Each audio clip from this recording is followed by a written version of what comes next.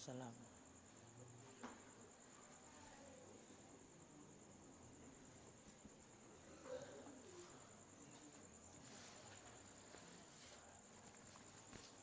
A'udzu billahi minasyaitonir rajim. Bismillahirrahmanirrahim.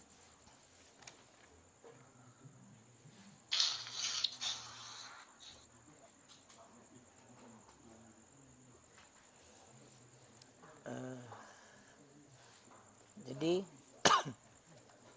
sambungan disunnahkan bagi orang yang azan dan orang yang mendengar azan, yaitu berselawat kepada Nabi setelah selesai azan. Jadi setelah selesai daripada azan, orang yang mendengar azan dan si muazzin, orang yang azan, disunahkan berselawat. Maka ketika muazzin selesai daripada azannya, yaitu pada perkataan muazzin yang terakhir, La ilaha illallah, maka bagi si muazzin dan bagi orang yang mendengarkannya sunnah mengucapkan salawat, yaitu Allahumma salli ala Sayyidina Muhammad. Kenapa demikian? Karena ada hadis riwayat Muslim, Iza sami'atum, apabila kamu dengar akan muazzin, faqulu, maka katakan olehmu, misla ma yaqulu, sama seperti apa yang berkata oleh muazzin. Jadi ketika kita mendengar azan, maka kita itu mengucapkan apa yang diucapkan oleh muazzin. Ketika muazzin mengucapkan Allahu Akbar, maka kita mengucapkan Allahu Akbar setelah selesai muazzin mengucapkannya. Begitu juga seterusnya sampai kepada hayya 'alas shalah, kita ucapkan la haula wala quwata illa billah. Ketika pada taswib, yaitu pada azan subuh, as-salatu khairum minan naum, maka kita ucapkan sadaqta wa bararta. Begitu juga pada iqamah juga sunnah kita ucapkan seperti apa yang diucapkan oleh orang yang iqamah, kecuali pada lafaz iqamahnya. Itulah pada kata-kata qad qamatis shalah, qad qamatis shalah. Jadi ketika pada qad qamatis shalah, maka yang kita ucapkan adalah aqamahallahu wa adamaha. Jadi mengenai tentang masalah hadisnya jelas, yaitu perintah Allah, summa sallu alayya. Setelah azan, maka orang yang mendengarkan azan sunnah mengucapkan, yaitu bersalawat. Jadi la ilaha illallah, yaitu Muhammadur Rasulullah sallallahu alaihi wasallam. Adapun sallallahu alaihi wasallam itu sunnah. Kemudian mengenai tentang masalah si muazzin dikiaskan kepada orang yang mendengar. Pada dasarnya yang ada dalilnya adalah pada orang yang mendengar. Yang ada dalilnya itulah pada orang yang mendengar. Kemudian barulah dikiaskan, yaitu kepada orang yang azan. Maka orang yang azan juga sunnah bersalawat sebelum sesudah azan. Kemudian setelah daripada berselawat, barulah berdoa dengan doa Allahumma rabba hadhihi da'wati tammah wassalatil qa'imah ati sayyidina Muhammadan wasiyatal fadilah wa ba'asul maqama mahmudanil ladzi wa'attah. Kenapa sunnah demikian? Karena ada hadis riwayat Imam Bukhari, man qala, barang siapa yang berkata hina yasma'un nida, ketika mendengarkan azan, akan demikian. Mana demikian? Itulah Allahumma rabba hadhihi da'wati tammah halas lahu syafaati yaumal qiyamah. Niscaya hasil baginya oleh syafaatku pada hari kiamat. Jadi barang siapa yang ketika setelah azan mengucapkan Allahumma rabba hadhihi da'wati tammah wassalatil qaimah, maka kata Rasulullah, halal bagi orang itu syafaatku pada hari kiamat. Makanya salah satu yaitu amalan yang membawaki kepada kita itu mendapatkan syafaat nantinya di hari kiamat, yaitu membaca doa setelah azan. Allahumma rabba hadhihi da'wati tammah wassalatil qaimah ati sayyidina Muhammadanil wasilata wal fadilah wa ba'asul maqama mahmudanil ladzi wa'attah. yang singkat yang tersebut dalam hadis. Jadi makna dakwah pada hadis, makna dakwah pada doa, Allahumma rabba hadhihi da'wah, makna dakwah adalah azan. Jadi ya Allah, Allahumma ya Allah, rabba hadhihi da'wah, yang punya ini azan. Yang punya ini azan. Ya Allah, yang punya ini azan. Tammah, yang sempurna, wassalatil qa'imah, dan salat yang berdiri. Makanya makna dakwah la azan.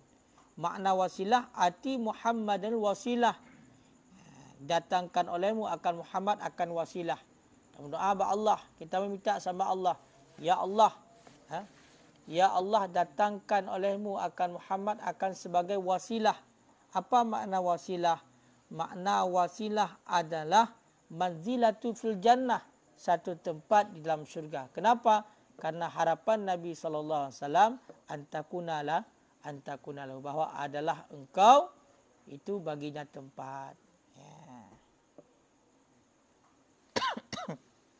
Jadi makna tamah adalah, makna wasilah adalah tempat dalam syurga. Jadi makanya kita minta kepada Allah akan didatangkan Nabi Muhammad itu sebagai wasilah untuk kita itu masuk ke dalam syurga, untuk kita itu masuk ke dalam syurga.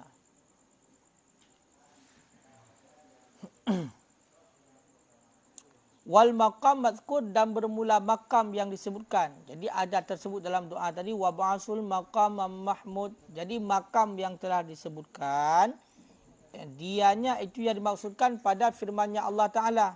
Mana firman Allah Ta'ala, asa ayya ba'asaka rabbuka, mudah-mudahan ataupun moga-moga bahawa membangkitkan akan engkau oleh Tuhan engkau maqamam mahmuda, akan tempat yang dipujikan. Wahwa, dan bermula dia tempat yang dipujikan, maqamus syafaat, itu tempat syafaat, fi faslil qudha, pada memutuskan hukum yaumal qiyamah, pada hari kiamat. Yahmaduhu fil awalun, yang memuji akannya Muhammad fihi, padanya hari kiamat, al awalun, oleh orang-orang yang terdahulu, wal akhirun, dan oleh orang-orang yang terkemudian. Jadi makna wa ba'asul maqamam mahmud, jadi makna maqamam mahmud makna maqamam mahmud adalah yaitu sebagaimana yang telah disebutkan dalam Al-Quran, dalam ayatnya asa ayya ba'asaka rabbuka maqamam mahmuda, moga-moga Allah, moga-moga Tuhan engkau membangkitkan akan engkau akan tempat yang dipujikan. Apa makna tempat yang dipujikan? Maqam syafa'ah, itulah makam syafaat. Itulah makam syafaat, tempat duduk syafaat. Di mana? Fi fasil qudha, pada keputusan hukum. Pada keputusan hukum pada hari kiamat. Jadi maksudnya kita minta kepada Allah agar Allah membangkitkan Nabi Muhammad nanti sebagai pemberi syafaat bagi kita, yaitu pada hari kiamat, di dalam keputusan qadanya Allah, di dalam keputusan hukumnya Allah. Yang mana pada hari kiamat itu, pada memutuskan hukum tersebut, Nabi Muhammad dipujikan oleh orang-orang yang terdahulu dan oleh orang-orang yang terkemudian. Jadi orang-orang yang terdahulu sebelum adanya Nabi Muhammad dan orang-orang yang terkemudian, itulah setelah Nabi Muhammad, itulah kita-kita sekarang ini, itu akan memuji Rasulullah. Makanya yang salah satu keistimewaan yang diberikan oleh Allah kepada Nabi Muhammad yang tidak diberikan kepada Nabi-Nabi yang lain ataupun Rasul-Rasul yang lain adalah diberi hak keistimewaan, iaitu untuk memberi syafaat. Makanya Rasulullah itu bisa memberi syafaat nantinya di hari kiamat pada 5 tempat. Pada 5 tempat. Yang pertama, iaitu Rasulullah memberi syafaat kepada umatnya di saat kita berada di padang mahsyar, yang mana pada waktu itu kita belum tahu kita itu akan ke syurga ataupun ke neraka, dan juga belum datangnya hari hisab, hari perhitungan amalan. Jadi kita di padang mahsyar, kita itu berbolak-balik ke sana kemari, tidak tentu arah, tidak tahu mau ke mana, tidak ada tempat berteduh, matahari sejengkal di atas kepala, bumi dijadikan sebagai perak, ada yang mengatakan juga sebagai besi, sehingga orang yang tidak punya amal kebaikan akan meleleh. Maka pada waktu itu kita perlulah kepada pertolongan. Maka yang berhak pada hari itu memberi syafaat hanya Rasulullah. Sedangkan nabi-nabi yang terdahulu sampai kepada kakek ataupun nenek moyang kita, Nabi Adam dan Hawa, tidak bisa memberi syafaat, melainkan Nabi Muhammad. Maka Nabi Muhammad pada waktu itu datang dan bermunajah pada Allah, sehingga meminta, ya Allah, mari ya Allah segera untuk memutuskan hukum kepada umatku, yaitu apakah mereka itu masuk ke dalam syurga ataupun ke dalam neraka. Walaupun mereka itu masuk ke dalam neraka, maka yang penting segeralah berarti selesaikan azab mereka di padang mahsyar. Ini permintaan ataupun munajahnya, permohonannya Nabi Muhammad. Jadi kita itu meminta agar segera melewati keberadaan kita di padang mahsyar. Walaupun diri kita akan masuk ke dalam neraka. Kenapa? Karena tidak sanggup. Kita ingin ke babak terakhir saja. Kita ingin langsung berada di hari hisab. Jangan terlalu lama di padang mahsyar. Maka di padang mahsyar pun sangat besar azabnya. Maka di ketika itu datanglah Rasulullah memberi syafaat. Maka ini salah satunya berkah daripada membaca doa setelah salat, setelah azan. Setelah azan. Kemudian yang kedua, syafaat daripada Nabi Muhammad kepada umatnya ada satu kelompok, ada satu golongan yang Allah masukkan ke dalam syurga bighairi hisab, dengan tanpa adanya perhitung amalan. Jadi kita, walaupun kita banyak dosa, kurangnya ibadah kepada Allah, tapi esoknya bila seandainya kita mendapatkan syafaat daripada Rasulullah, maka kita akan bebas daripada hisab, langsung masuk ke dalam syurga. Tapi masalahnya hari ini, siapakah orang itu? Sudah barang tentu itulah orang yang disayangi oleh Rasulullah, yang akan mendapatkan syafaat, yang bisa masuk syurga dengan tanpa adanya hisab, dengan tanpa adanya perhitungan amalan. Kemudian ada juga orang yang masuk ke dalam syurga, yaitu yang mana dia pertamanya yaitu berada di dalam neraka. Dia berada dalam neraka, tapi datanglah Rasulullah memberi syafaat, sehingga daripada dia itu berada dalam neraka ditarik oleh Rasulullah, dibawa ke dalam syurga. Ini syafaat yang ketiga. Ada juga seseorang yang belum tentu, belum ada kepastian dia itu masuk syurga ataupun masuk neraka. Maka pada waktu itu juga ada syafaat daripada Rasulullah, yang mana pada dasarnya memang dia belum masuk ke dalam neraka, tapi namanya sudah tertulis dia itu adalah orang yang ahli neraka. Namanya sudah tergambarkan di pintu neraka. Dia akan masuk ke dalam neraka walaupun tidak masuk. Akan tetapi Rasulullah memberi syafaat sehingga nama yang tertulis sebagai ahli neraka dihapuskan dan ditulis sebagai ahli syurga. Kemudian ada juga syafaat daripada Rasulullah termasuk kepada orang yang sudah berada dalam syurga. Yang mana orang yang berada dalam syurga itu bertingkat-tingkat, mewahnya juga berbeda-beda, walaupun kenikmatan syurga memang tak terhingga, tapi ada syurga yang paling indah di antara yang indah.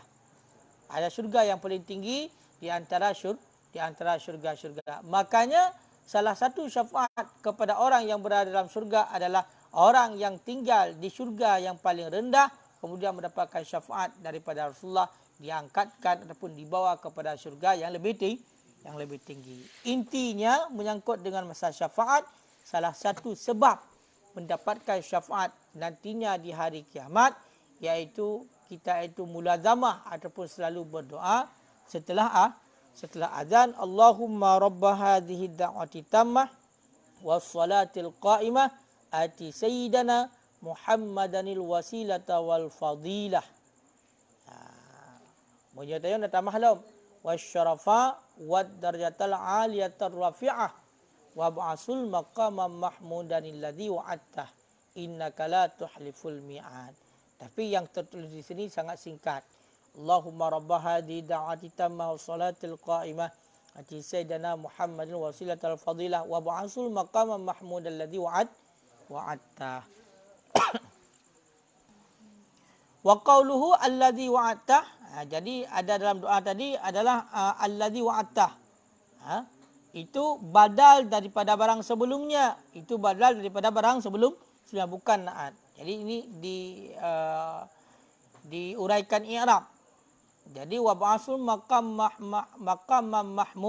mahmuda. Mana tempat yang baik adalah alladhi wa'atta, yang telah engkau jadikan akannya Allah alladhi. Jadi intinya alladhi wa'atta itu badal daripada maqam mahmuda, bukan menjadi naat. Bukan menjadi naat. Makanya walaupun sangat singkat doa ini, akan tetapi kekuatan doa ini sangat besar. Itulah mendapatkan syafaat. Far'un di dalam undabul fasu bainal adzan wal iqamah, disunahkan akan berpisah di antara azan dan iqamah biqadri ijtima'in nas, dengan ukuran berhimpun manusia, dan wafi'lir ratibatil qabliyah, dan dengan memperbuat salat sunnah rawatib yang qabliyah. Jadi antara azan dan iqamah disunnahkan untuk diam ataupun pisah. Jangan setelah azan langsung iqamah. Bagaimana juga disunahkan untuk berpisah antara azan dan iqamah dengan kadar ukuran berhimpun manusia. Jadi kalau seandainya ada orang yang sedang berwudu, ia sudah masuk ke dalam masjid. Jadi dengan ukuran kadar setelah azan yang merupakan seruan untuk memanggil orang melakukan salat, maka mereka sudah berkumpul. Jadi makanya paling tidak 15 menit. Makanya kalau di masjid-masjid sekarang itu sudah ada yang namanya jam digital yang di situ tertulis waktu iqamah 8 menit lagi, waktu iqamah 7 menit lagi daripada azan. Biasanya iqamah itu paling kurang 10 menit setelah azan. Tapi kebiasaannya 15 menit setelah azan. Itu maksud 15 menit setelah azan adalah masuk azannya. Mungkin azan 5 menit, tadi menunggu 10 menit. Ataupun berpisah antara azan dan iqamah dengan kadar memperbuat sunat qabliyah. Misal sebelum maghrib, maka sebelum salat maghrib ada sunat qabliyah. Sebelum salat isya ada sunat qabliyah. Sebelum salat zuhur ada sunat qabliyah. Maka dengan kadar melakukan sunat qabliyah.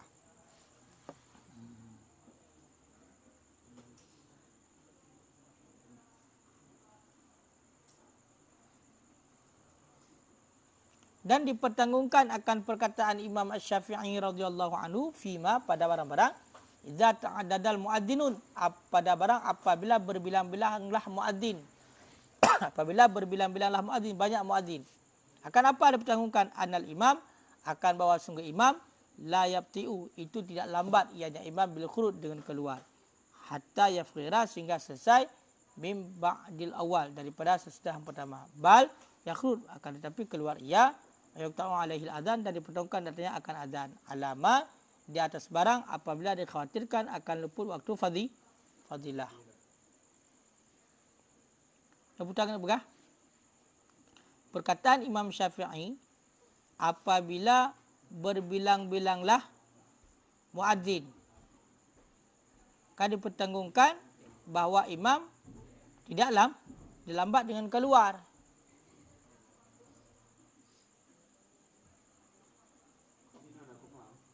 Pak koma.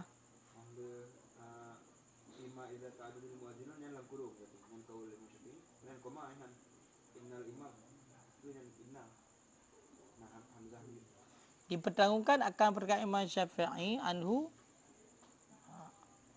apabila berbilang-bilanglah muadzin. Bila yang putar yang bertanggung.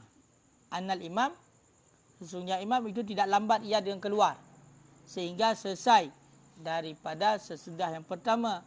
Bal keluar. Bal akan tapi keluar ya imam. Dan terputus alaihi di atasnya imam oleh azan. Di atas hal dipertanggungkan. Di atas apa dipertanggungkan? Alama di atas barang apabila dikhawatirkan akan luput waktu fadilah. Jadi ada perkataan Imam Syafi'i, apabila berbilang-bilanglah muadzin,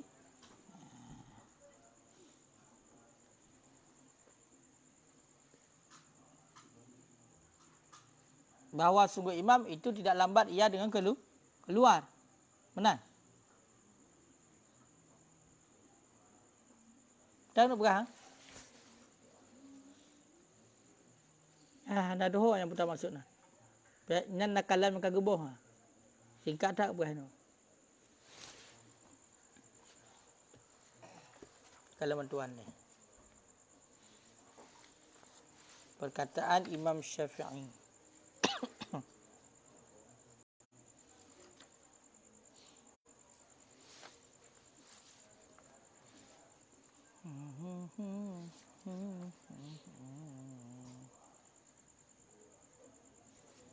Anai no.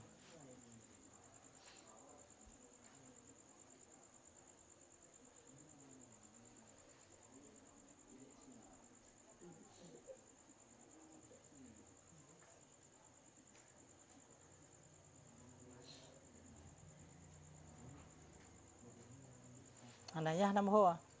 Warah.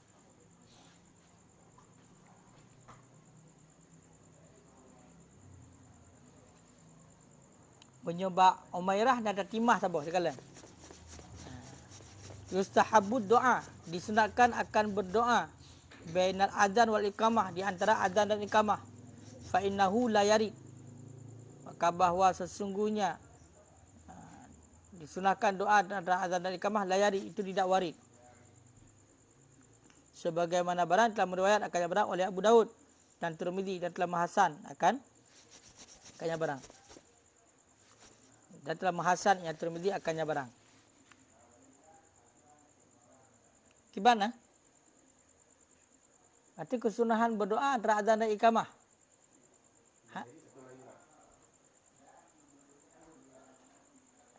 Hana dalil apa? La yurat nah. Punya yarid warada yaridu pakai ya. Apa salah apa mana beri surah? Salah.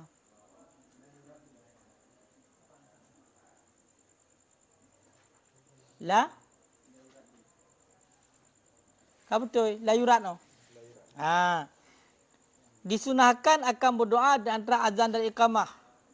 Kenapa? Fa innahu, karena bahawasanya hal wasyan itu la yurat. Itu tidak ditolakkan. La yuraddu, itu tidak ditolakkan. Berarti berdoa antara azan dan iqamah itu tidak ada larangan. Kenapa? Karena ada hadis riwayat daripada Abu Daud dan Tirmizi. Dan Tirmizi.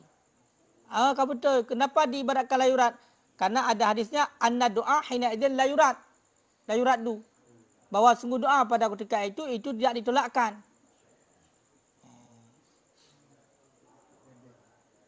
Berarti makna la yuraddu tidak ditolak, berarti diterima maksudnya. Doa tidak ditolak, bukan tidak ditolak pendapatnya. Jadi makanya salah satu mustajabah antara azan dan iqamah berdoa. Baik salah pun berarti beria salah. Pegah la yarid nanti kah hana warid la hadis. Sedangkan ruku kamarahu. Ubeu irang, ube bilang irut. Kalian. Maksudnya tiga tu. Yustahabu doa bainal adzan wal iqamah, disunahkan akan berdoa di antara azan dan iqamah. Kenapa? Fa innahu, karena bahawasanya doa itu la yuradu, itu tidak ditolakkan. Yang berupah mana? Kalau punya kapah mana je kapah surah. Berarti doa di antara azan dan iqamah tidak ditolak. Artinya mustajabah. Makanya saat-saat mustajabah salah satunya adalah antara azan dan iqamah. Maka sebelum iqamah maka banyak-banyaklah berdoa. Kenapa? Karena doa di antara azan dan iqamah tidak ditolak. Hadisnya mana? Atau kalau Wahabi kena perlu benar hadis. Hadisnya riwayat Abu Daud. Lihat dalam Sunan Abu Daud hadis 522. Dan juga ada riwayat Tirmizi. Lihat dalam Sunan Tirmizi ada hadis yang ke-212. Yang hadisnya anna du'a hina idzin la yuraddu. Bahawa sungguh berdoa pada ketika itu antara azan dan iqamah la yuraddu, tidak ditolak. Tidak ditolak. Wal mustahabu dan bermula yang disunahkan ayaquda bainahuma. Itu bahawa duduk ia seorang di antara keduanya. Ka'adatan akan sebagai duduk yang tadru fi hal jamaah, yang menunggu ia padanya duduk akan jamaah. Jadi antara azan dan iqamah juga disunahkan duduk. Duduk yang mana duduk itu adalah untuk menunggu jamaah. Duduk untuk menunggu jamaah.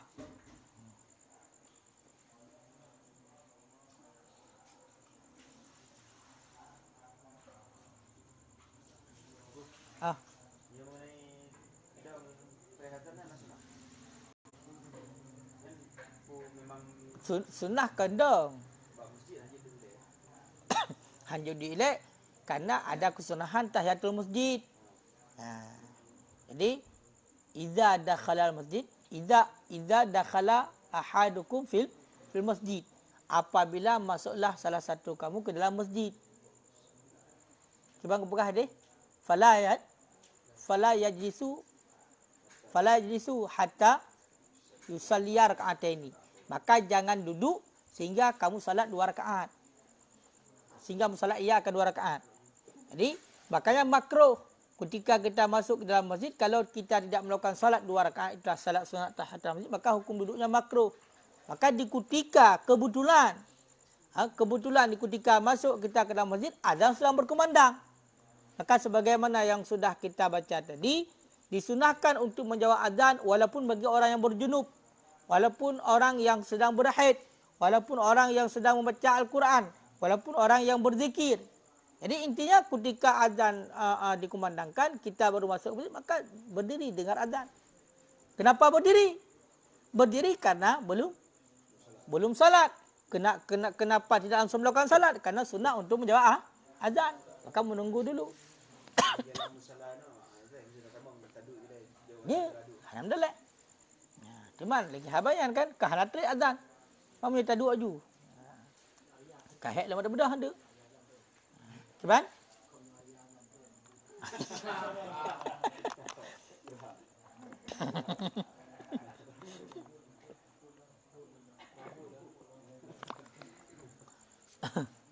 macam ni. Alah.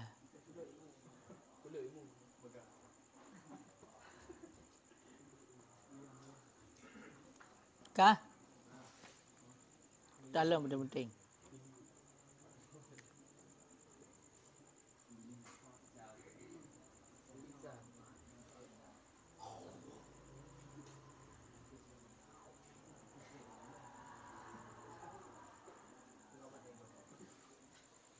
Apa nafru'ah? Sabar. Far'on. Fil jam'i bainal adzan wal imamah salah satu aujah. Sabit pada mengumpulkan antara azan dan imam itu 3 wajah. Dia azan, dia imam. Hana cak ugo kedua mendu. Jadi mengumpulkan antara azan dan imam. Maka ada 3 wajah. Ada 3 pendapat. Ahaduha, salah satunya daripada 3 pendapat, anna zalika makruh. Sesungguhnya demikian itu makruh. Jadi dia yang melakukan azan, dia yang menjadi imam. Ada pendapat makruh. Kenapa makruh? 5 rawa an Jabir, karena barang yang telah meriwayatkan, yang telah ruwiya an Jabir, karena barang yang diriwayatkan daripada Jabir dan Anas dengan isnad yang dhaif, tapi isnad yang lemah. Mana hadisnya? Anan Nabi sallallahu alaihi wasallam, sesungguhnya Nabi sallallahu alaihi wasallam naha ayyakuna muadzinan imaman, melarang oleh Nabi akan bahawa adalah orang yang azan menjadi imam. Jadi ada pendapat makruh. Dia yang melakukan azan, dia yang menjadi imam. Ada pendapat makruh. Wasani, pendapat yang kedua, yustahabu, disunatkan. Ada pendapat yang kedua, dia yang menjadi muadzin, dia menjadi imam. Ada pendapat disunatkan. Kenapa? Liyajuza fadilatani, karena boleh mendapatkan 2 fadilah. Supaya ataupun supaya boleh ia liyahuda kan yahud. Yahud mana Yahud? Mendapati? Hadha yahud. Cakaplah mana yahud. HP habis macet.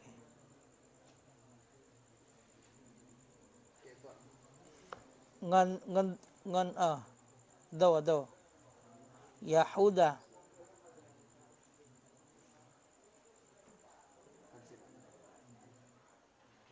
Hada.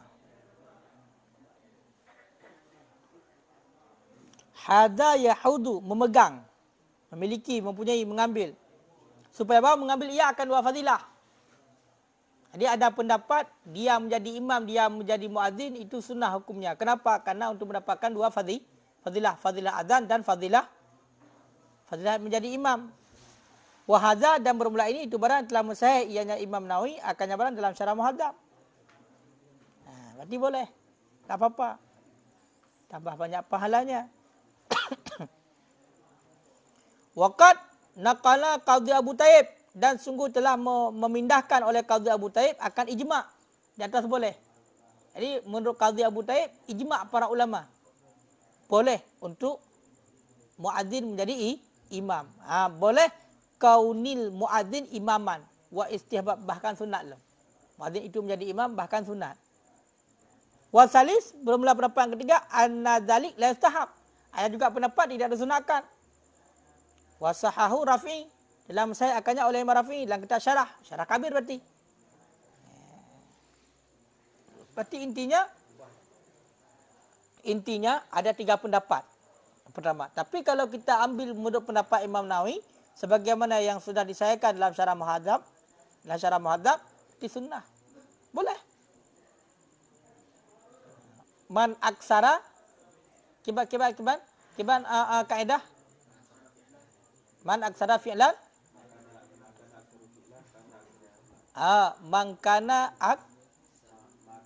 makana aksaru fi'lan kana aksara fi'lan, barang yang adalah perbuatan yang ada yang barang itu sebanyak-banyak nisbah perbuatan karena aksara fadilah. Jadi semakin banyak kita melakukan, maka semakin banyak pahala, semakin banyak kelebihan. Maka boleh menurut Imam Nawawi muadzin menjadi imam. Tapi behirin cik, seandainya kita itu pernah mendengar orang yang mengatakan tidak boleh, berarti mereka itu berpegang pada pendapat makruh. Ada juga. Tapi ini hadisnya dhaif. Dhaif. Ya, Pak. Jadi kesimpulannya, orang yang azan sunnah berselawat setelah azan dan sunnah membaca doa. Orang yang mendengarkan azan, maka sunnah dia itu mengucapkan apa yang dikatakan oleh muadzin. Allahu Akbar yang dikatakan oleh muadzin, maka sunnah diucapkan setelah kalimat itu Allahu Akbar. Kecuali pada hayya 'alal salah dan hayya 'alal falah. Sebagaimana sudah disebutkan dalam hadis, maka diganti kalimat hayya 'alal salah oleh orang yang mendengarkannya dengan la haula wala quwata illa billah. Begitu juga pada adzan subuh ada yang namanya taswib. Itulah as-salatu khairu minan naum. Maka diganti dengan kata-kata sarakta wa bararta. Kemudian pada lafaz iqamah juga seperti azan. Yaitu ketika mendengarkan orang yang iqamah mengucapkan Allahu Akbar, sunnah bagi kita untuk mengucapkan Allahu Akbar. Pada hayya 'alal salah dan hayya 'alal falah, sunnah mengucapkan la haula wala quwata illa billah. Dan juga pada lafaz iqamahnya itulah qad qamatis salah, maka sunnah kita ucapkan aqamahallahu wa adamaha. Dan sebagai kesimpulan.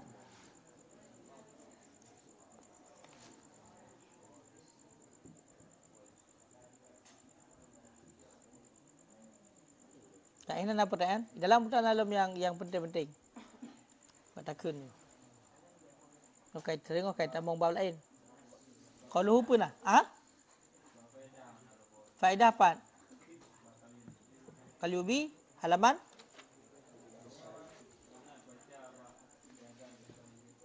Pat.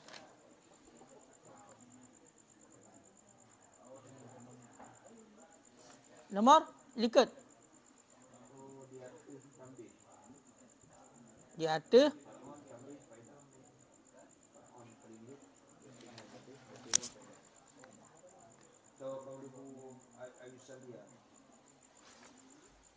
ayyusalliya diupnyan ayyusalliya wa yusallim kama fil manhaj wa ghairi.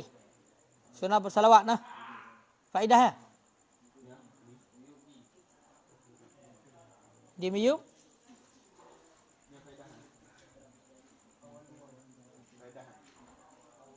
apa faedah? Awwalu hudusi salam al-masyhur, awal-awal datang salam yang masyhur karena fil Masri. Ada ia itu di Mesir pada tahun ahadin wa samanina wa sab'a mi'atin. Berarti 1 dan 80 dan 700. Berarti 781. Tahun 781 Aqbal Aisyah, setelah salat Aisyah, Lailatul Jumaat, pada malam Jumaat dengan khusus. Summa hadasa fi baqiyatil awqat, kemudian datang pada ketinggalan waktu-waktu ilal maghrib, kecuali maghrib. Kenapa? Likasui waktiha, karena pendek waktunya maghrib. Fi amen, pada tahun ahadin wa tis'ina wa sab'a mi'atin, 791. Kita yang nak berah. Hana salim. Jadi berselawat kepada Nabi. Cuma Allahumma salli ala Muhammad. Kau betul.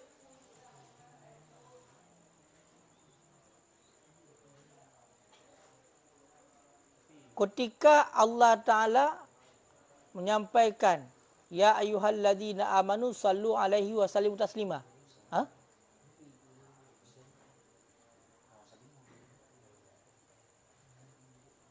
Jawaban Nabi. Innallaha wa malaikatahu yusalluna ala nabi.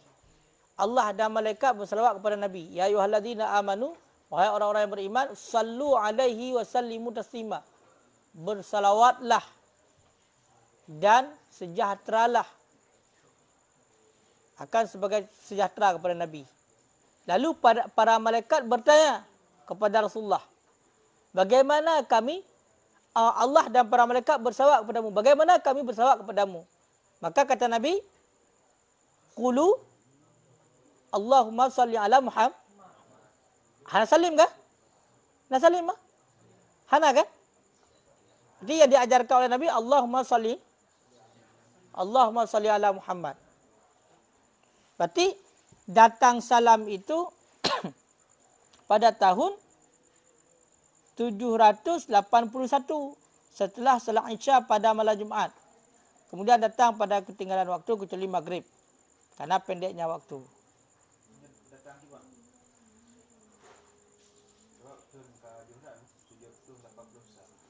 Makanya nyoh ada hujatnya, boleh? Ya. Kecuali maghrib, karena pendek waktunya pada tahun 791. Ahdasahul Muhtasib. Datang akannya oleh Muhtasib Nuruddin At-Tambadi. Dan berkekalan hingga sekarang. Selawat no. Berarti selawat bakyo. Yang masyhur. Kalimat tertentu.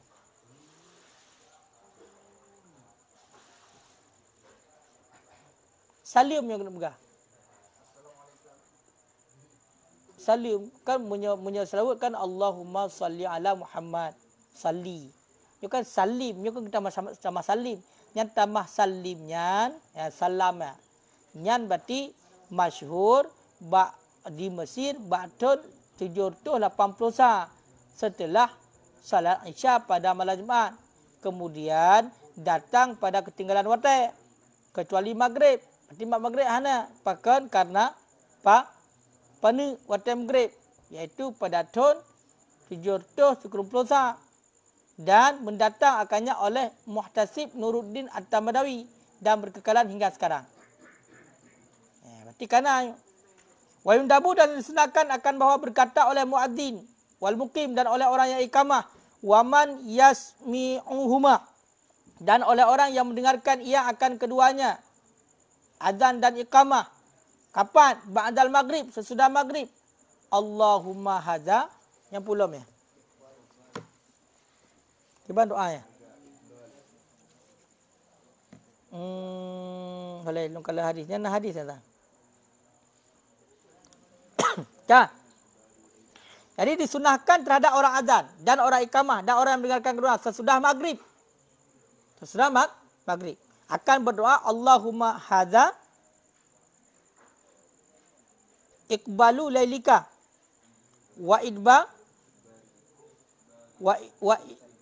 wa idbarun naharika wa aswatu du'aika Allahumma ighfirli. Apa betul ya? Berarti awal hadza maghrib mengenai pegang. Awal sampai maghrib eh? Awal sampai maghrib.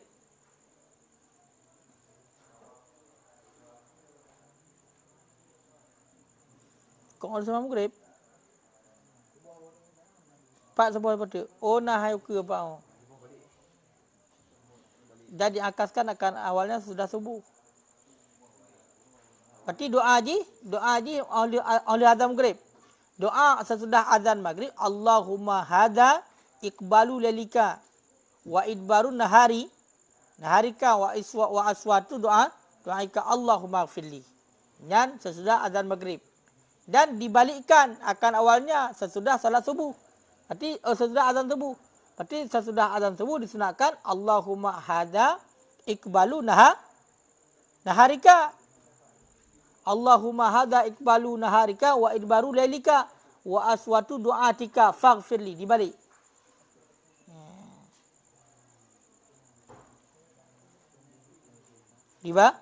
Dibalik. Wa yutlabu doa dan dituntutkan akan berdoa bainal azan wal iqamah, di antara azan dan iqamah, lima warada anna doa bainahuma la yuraddu. Karena warid, karena ada hadis bahwa sungguh doa di antara kedua itu tidak ditolakkan. Makanya kalau mau hajatnya dan doanya dikabulkan, maka berdoalah di antara azan dan iqamah. Berarti doa setelah azan subuh termasuk yaitu yang waridnya Allahumma hadza iqbalu lailika wa idbarun naharika wa aswatu du'atika Allahumma ighfirli. Setelah azan subuh Allahumma hadza iqbalu naharika dibalik wa idbaru lailika wa aswatu du'atika.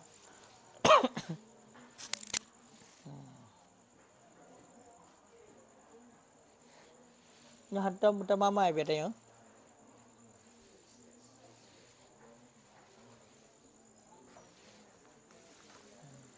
Padahal fadilah cukup berat dah. Cukup berat lagi. Bamba dia tengok. Kadang mudah tepu dah.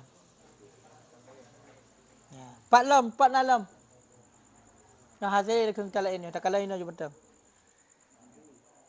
4 lam.